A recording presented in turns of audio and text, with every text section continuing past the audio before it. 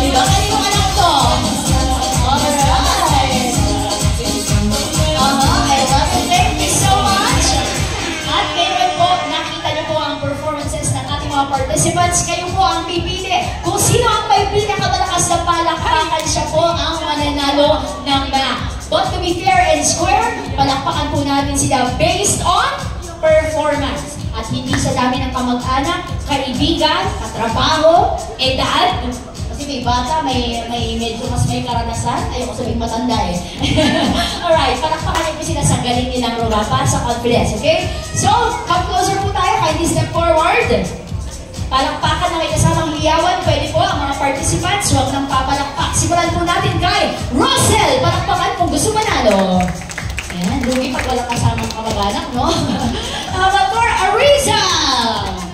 Ayan, salamat na lang sa suporta. Amator Adam! Ayan, thank you so much po sa mga 18 na pumalakpak. Amator Mila! Uy, mga 17 and 1/3 ang pumalakpak. Amator Manglana! Uy, parang mga naging 35 and 72 over 128. Okay, good job, ma'am. How about for Karin? Alright, thank you so much. And for Isabella. Ayan, and nakita niyo na po talaga ang performance ni Ma'am Glera. Todo bigay, so congratulations, Ma'am Glera! You are the